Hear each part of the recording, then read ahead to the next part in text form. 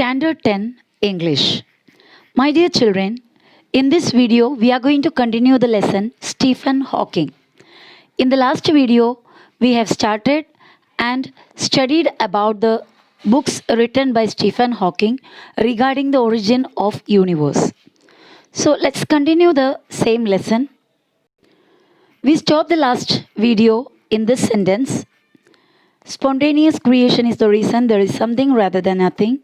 Why the universe exists, why we exist. So let's continue with the next passage. The Grand Design was Hawking's first major publication in almost a decade. Decade means 10 years duration. करीब 10 सालों में Hawking का पहला major publication था grand design, the book published by Hawking.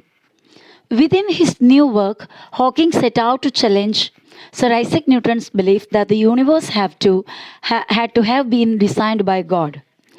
Sir Isaac Newton का belief that the universe is designed by God, इस belief को Hawking challenge किया. Simply because it could not have been born from chaos. Chaos means totally a confused situation, a state of complete disorder or confusion. So such a chaos में से ऐसे एक chaos में से nothing can be born. कुछ भी नया creation नहीं हो सकता. It is not necessary to invoke God to light the blue touch paper and set the universe going, Hawking said. Blue touch paper. That means something which causes the excitement, something which provokes. कुछ ऐसे चीज़ जो provoke करते हैं कुछ और incident के लिए. provoke करना, that means stimulate करना. that means ऐसे जो चीज़ से अगर कुछ और इंसिडेंट होना हो. So blue touch paper means something which cause an excitement. Here it is about Big Bang. यहाँ पर जो बता रहा है ये बिग बैंग के बारे में. What is big bang already हमने ये लेसन में स्टडी किया है. यूनिवर्स जो बना है फ्रॉम अ बिग एक्सप्लोशन, ऐसा एक बिलीफ है. बहुत बड़ा एक एक्सप्लोशन हुआ, एक विस्फोट हुआ और उस विस्फोट से ये पूरे यूनिवर्स बना है. सच अ बिलीफ एक्सिस्ट, ऐसा एक बिलीव इस दुनिया में है. वो बिलीफ को बिग बैंग कहते हैं और उसके बारे में जो लिखा हुआ बुक है that is big bang theory. तो बिग बैंग होने के लिए कुछ स्टिमुलेशन के ज़रूरत नहीं है. दैट मीन्स गॉड आकर ये स्टिमुलेट करने की कोई ज़रूरत नहीं है. It is not necessary to invoke God, यानी इसमें गॉड को बुलाकर ये बिग बैंग होने को जो स्टिमुलेशन है वो देना ज़रूरी नहीं है. It is not necessary to invoke God to light the blue touch paper and set the universe going, Hawking said.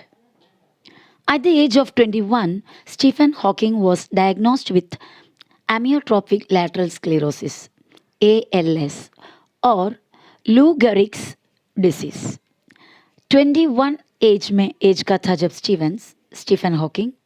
He was diagnosed with amyotrophic lateral sclerosis, एक डिसीज़ जिसके बारे में मैंने ऑलरेडी स्टडी किया है. ALS, वो disease उन पर डायग्नोस हुआ, यानी उन्हें वो डिसीज़ है करके पता चला. The another name of ALS is Lou Gehrig's disease. Lou Gehrig's disease in a very simple sense, एकदम नॉर्मल भाषा में अगर हम कहें तो ये बीमारी क्या है. The nerves that controlled his muscles were shutting down. एक व्यक्ति के जो नर्व्स होते हैं, उनके बॉडी का पूरे मसल्स को कंट्रोल करने वाले नर्व्स, वो नर्व्स कम्प्लीटली बंद हो जाते हैं, काम करना बंद कर देते हैं. when the nerves those control the muscles were shutting down, that condition is called ALS. that means उनके कोई भी मसल काम करना छोड़ देंगे. At the time, doctors gave him 2.5 years to live. उस वक्त डॉक्टर लोगों ने उन्हें सिर्फ 2.5 साल का लाइफ बताया है. दैट मीन्स उनका कहना ये था कि विद इन 2.5 years वो गुजर जाएंगे. Hawking first began to notice problems with his physical health while he was at Oxford. Hawking ने अपना ये जो प्रॉब्लम है बॉडी का, वो पहली बार तब नोटिस किया जब ही वॉज एट ऑक्सफोर्ड. वो ऑक्सफोर्ड में काम कर रहे या ऑक्सफोर्ड में था, ऑक्सफोर्ड यूनिवर्सिटी में था. On occasion he would trip and fall. On occasion means बीच बीच में, कभी कभी ऐसा रहते रहते he would trip and fall, लड़खड़ाकर गिरने लगते थे, और स्लर हिज स्पीच, और कभी कभी अचानक उनके स्पीच, उनके बोली स्लर होते थे, यानी बराबर बोल नहीं पाते थे, बोलते हैं लेकिन सामने वाले को क्लियरली नहीं सुनाई देते, वर्ड या शब्द एक दूसरे से मिक्स होकर कुछ अनक्लियर मैनर में बाहर आता था. He didn't look into the problem, वो इस प्रॉब्लम में ज़्यादा ध्यान दिया नहीं.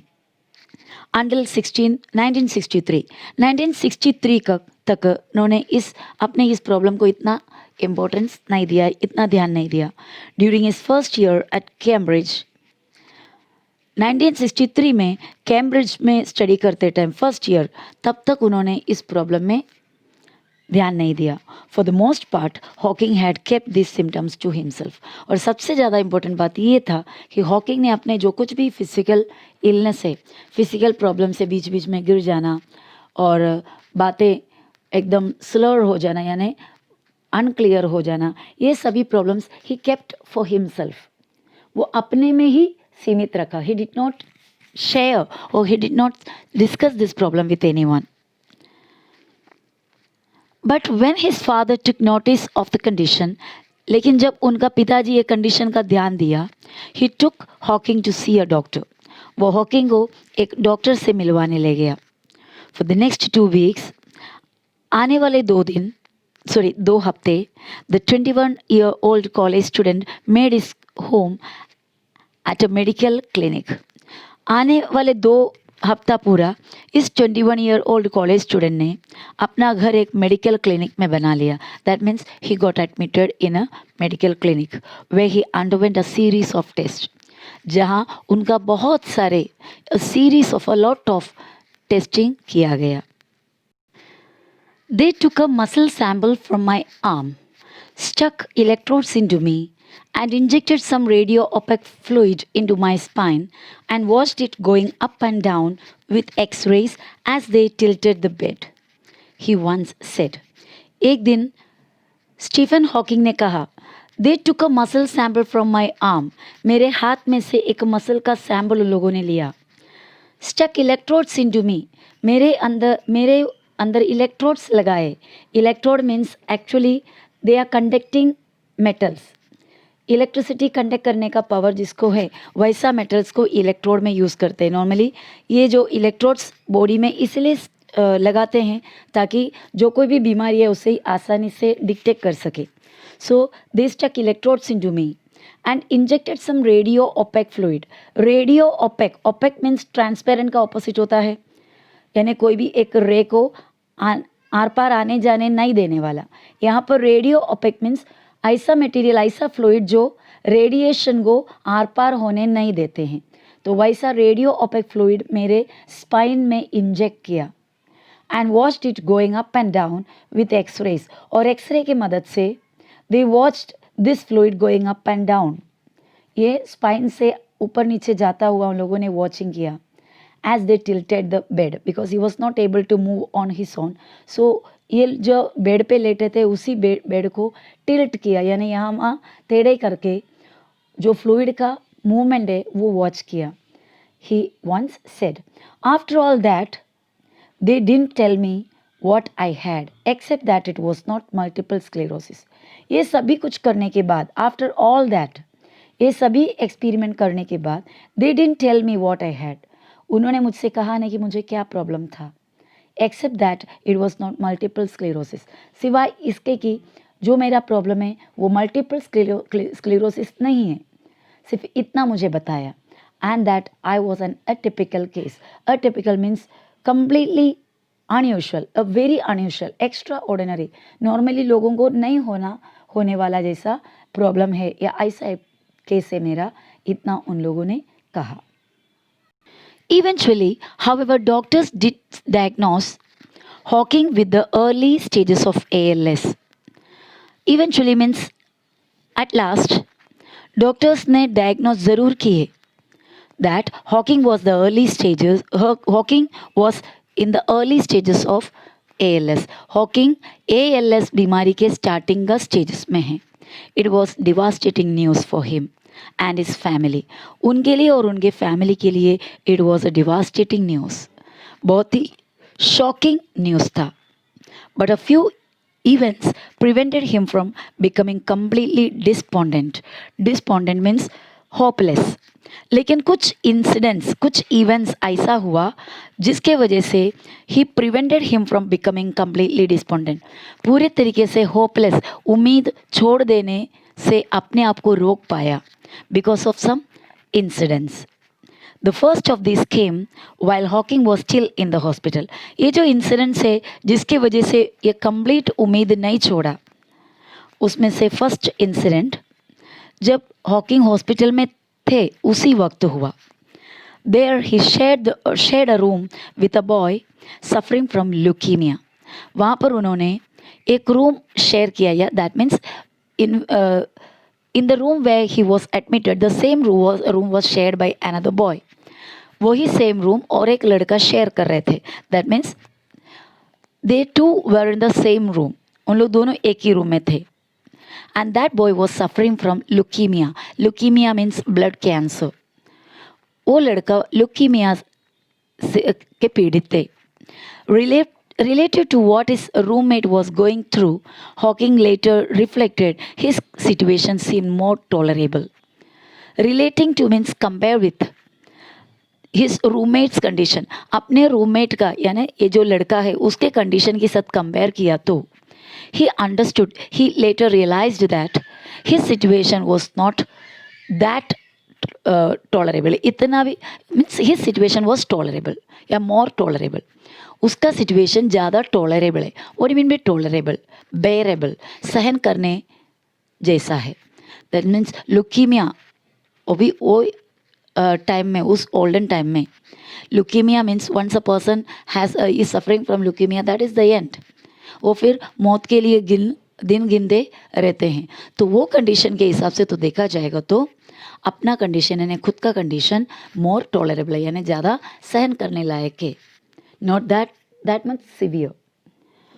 Relative to what his roommate was going through, Hawking later reflected his situation seemed more tolerable. Not long after he was released from the hospital, Hawking had a dream.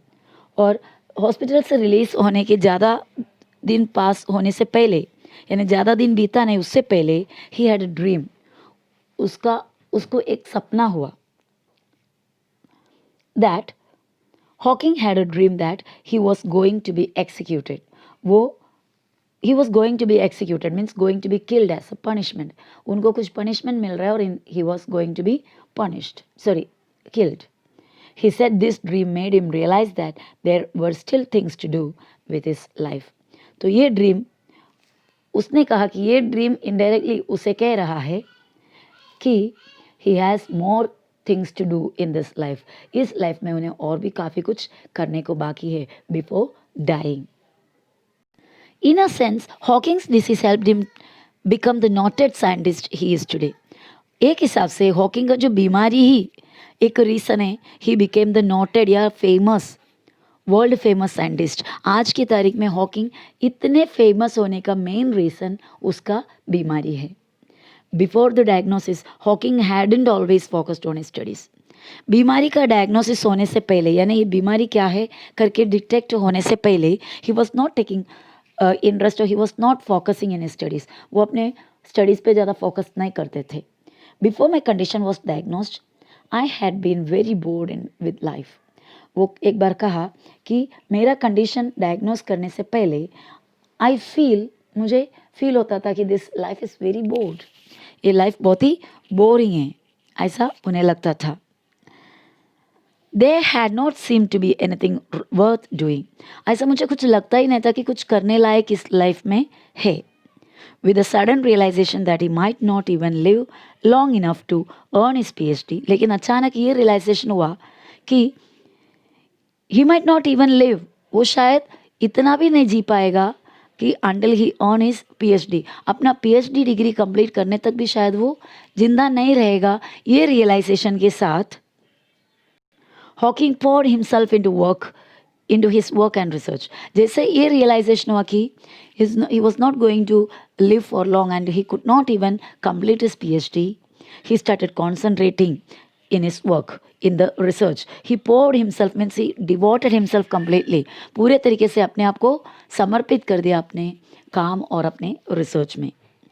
As physical control over his body diminished, जैसे उनके पूरे body का control diminished यानी कम होते गया, he would be forced to use a wheelchair by 1969. धीरे धीरे 1969 होते होते ही was forced to use a wheelchair. उसको व्हील चेयर यूज़ करना ही पड़ा. The effects of his disease started to slow down. और उसके जो बीमारी है उसका असर स्लो डाउन होने लगा. Over time, however, Hawking's ever expanding career was accompanied by an ever worsening physical state. और जैसे वक्त बीता, ओवर टाइम जैसे वक्त बीते गए, उनका एवर एक्सपैंडिंग करियर, उनका करियर आगे एक्सपैंड होते गया, but with it was accompanied by an ever worsening physical state. Then that means एक तरफ उनका करियर आगे आगे इम्प्रूव होते गया और दूसरी तरफ उनके फिजिकल कंडीशन और भी खराब होते गया, वर्सन होते गया. बाय द मिड 1970s, 1970 के बीच के टाइम, दैट मीन्स 1975, 76 समवॉट, 74, 75, 76, उस टाइम में the Hawking family had taken in one of Hawking's graduate students to help manage his care and work. Hawking का सिचुएशन इतना ख़राब हो गया कि उनका फैमिली हॉकिंग्स का ही एक ग्रेजुएट स्टूडेंट को हायर किया, अपने घर में बुलाया टू मैनेज हिज केयर, उनका केयर करने, उनके वर्क में हेल्प करने के लिए. So that was the Versant condition of Hawking. He could still feed himself and get out of bed. अब वो अभी भी he could still feed himself, अपने आप को खिला सकते थे, यानी खाना खुद खा सकते थे. And he could get out of his bed alone. अकेले में बेड से खड़े रह सकते थे, बेड से उठ सकते थे. But virtually everything else, virtually means almost everything else required assistance. Almost बाकी सभी काम के लिए किसी के असिस्टेंस, किसी के हेल्प की ज़रूरत पड़ी. In addition, his speech had become increasingly slurred. और ऊपर से इनके स्पीच, उनका जो मुंह से जो सेंटेंसेस निकलते थे, became increasingly slurred. बहुत ही ज़्यादा slurred हो गया, मीन्स बहुत ही अनक्लियर होने लगा. साउंड एक दूसरे पर चढ़ेंगे तो कैसा हमको डिस्टिंक्ट क्लियर नहीं समझ में आता है, वैसा स्लर्ड होने लगा. सो दैट ओनली दोस्त who knew him well could understand him. ऐसा इतना स्लर्ड हुआ कि जो उन्हें अच्छी तरह जानते हैं, ऐसे लोग ही सिर्फ उनका कहना समझ सकते थे. इन 1985 ही lost his voice for good. For good means permanently, हमेशा के लिए. इन 1985 में वो अपना वॉइस खो दिया हमेशा के लिए, फॉलोइंग अ ट्रैकियोटमी. किसकी वजह से? एक ट्रैकियोटमी होने की वजह से. Tracheotomy means it is an operation और मेकिंग अ होल, एक छोटा सा होल डालते हैं. जो व्यक्ति को ब्रीथिंग का इश्यू है, ब्रीथिंग क्लियरली नहीं हो पाता है, वैसे जो व्यक्ति का विंड पाइप में एक छोटा सा इंसिशन, एक होल क्रिएट करता है to stop the obstruction in breathing. Breathing में जो रुकावट है उसको स्टॉप करने या रिलैक्स करने के लिए करने वाला एक छोटा सा ऑपरेशन है ट्रैकियोटमी. तो एक ट्रैकियोटमी की वजह से he lost his voice forever. The resulting situation required 24 hour nursing care for the acclaimed physicist. और इस ट्रैकियोटमी के बाद जो कंडीशन था, वो कंडीशन की वजह से ही रिक्वायर्ड 24 आवर नर्सिंग केयर. पूरे 24 घंटे कोई केयर करने वाला चाहिए रहा. किसको? For the acclaimed physicist. Acclaimed means well known, world famous, popular physicist को छोटे से छोटे काम के लिए भी 24 आवर्स किसी और का हेल्प लेना पड़ा. It also put in peril Hawking's ability to do his work. Put in peril means an serious and immediate danger. बहुत ही बड़ा एक सीरियस रिजल्ट इस वजह से हुआ, the inability to do his work. अपना उनका जो काम है वो काम करने में बहुत बड़ा डेंजर साबित हुआ ये situation. The predicament caught the attention of a California computer programmer. ये predicament, that means ये जो condition है, ये जो unfortunate condition, ये unlucky condition किसके नज़र में आया? एक कैलिफोर्निया कंप्यूटर प्रोग्रामर के नज़र में आया. That means it caught the attention of a California computer programmer who had developed a speaking program. तो ये देखकर स्टीफन हॉकिंग का ये बेकार कंडीशन देखकर कैलिफोर्निया का एक कंप्यूटर प्रोग्रामर ने एक नया प्रोग्राम डेवलप किया, speaking program that could be directed by head और आई मूवमेंट, जो प्रोग्राम चला सकते हैं बाय द आई मूवमेंट और head movement. The invention allowed Hawking to select words on a computer screen that were then passed through a speech synthesizer. तो ये जो नया इन्वेंशन, ये जो नया बनाया हुआ एक कंप्यूटर प्रोग्राम की मदद से Hawking could select words on a computer. Hawking अपने कंप्यूटर में वर्ड्स सेलेक्ट कर सकते थे. जो वर्ड्स उन्होंने सेलेक्ट किया वो after words pass through the speech synthesiser. Speech synthesiser नाम का डिवाइस के थ्रू ये वर्ड्स पास होते थे. At the time of its introduction Hawking who still had use of his fingers selected his words with a hand held clicker. तो जिस वक्त ये नया डिवाइस इंट्रोड्यूस हुआ या नया डिवाइस का इन्वेंशन हुआ तब हॉकिंग जो अपने फिंगर्स तभी भी यूज़ कर सकते थे, he would select the words with a hand held clicker. हाथ में पकड़ा हुआ एक क्लिक करने वाला एक डिवाइस से पहले कंप्यूटर में हॉकिंग्स अपना वर्ड्स को सेलेक्ट करते थे. Today with virtually all control of his body gone. और आज की तारीख में एक्चुअली ये बताना चाहिए कि जब ये टेक्स्ट बुक जब प्रिंट हुआ तभी की बात है ये, because now Hawking Stephen Hawking is no more. तो जब ये टेक्स्ट बुक प्रिंट हो रहे थे उस वक्त virtually all control of his body had gone. उनके ऑलमोस्ट, वर्चुअली मीन्स ऑलमोस्ट सभी कंट्रोल उनका बॉडी का चले गए थे. Hawking directs the program through a cheek muscle attach to a sensor. Sensor you know हमारे बॉडी के अंदर का कोई ना कोई मूवमेंट के मदद से चलने वाला एक डिवाइस. तो एक सेंसर उनके चीक मसल में, चीक यानी गाल के जो मसल में अटैच किया हुआ या उस मसल के साथ अटैच किया हुआ एक सेंसर के मदद से हॉकिंग अब क्या करते हैं, वर्ड्स सेलेक्ट करता है, अपना टाइपिंग्स करते हैं. Through the program the help of and the help of assistants Stephen Hawking has continue to write at a prolific rate. Prolific rate means of speedy rate. पहले से भी शायद ज़्यादा स्पीड में ये प्रोग्राम के मदद से और सम असिस्टेंट्स हेल्पर्स की मदद से ही कंटिन्यूड टू राइट. वो आगे और भी लिखता गया, वो भी बहुत ही स्पीड में. His work has included numerous scientific papers. उन्होंने जो कुछ भी लिखा सभी वर्क उसमें बहुत सारे साइंटिफिक पेपर्स वाले थे of course, but also information for the non scientific community. Of course science के बारे में थे लेकिन नॉन साइंटिफिक कम्युनिटी के बारे में भी, कम्युनिटी के लिए भी काफ़ी इंफॉर्मेशन उन्होंने अपने राइटिंग्स के थ्रू लोगों तक पहुंचाए. Hawking's health of course remains a constant concern.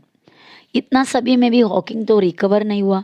सो उनका हेल्थ हमेशा से ही रिमेन्स अ कॉन्स्टेंट कंसर्न, हमेशा ही से ही एक चिंता का विषय बनकर रहा.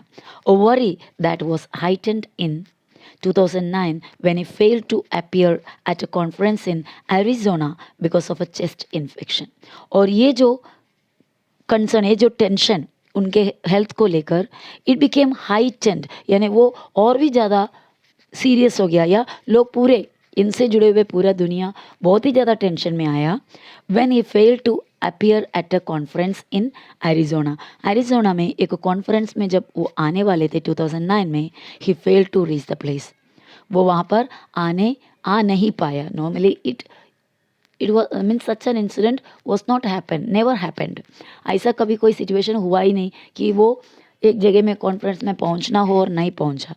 But this time he fail to appear there because of a chest infection, क्योंकि उनको एक चेस्ट इन्फेक्शन हुआ, चेस्ट में इन्फेक्शन हुआ.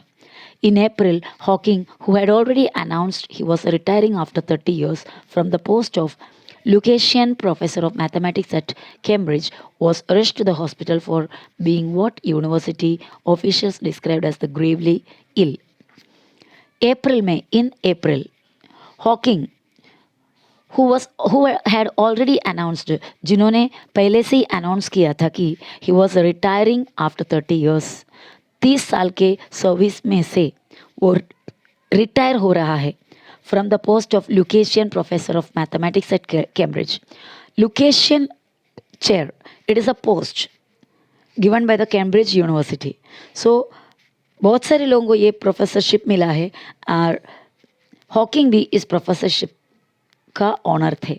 तो ये प्रोफेसरशिप में से वो रिटायर हो रहा है after the service of 30 years, ऐसा उन्होंने ऑलरेडी डिक्लेयर किया.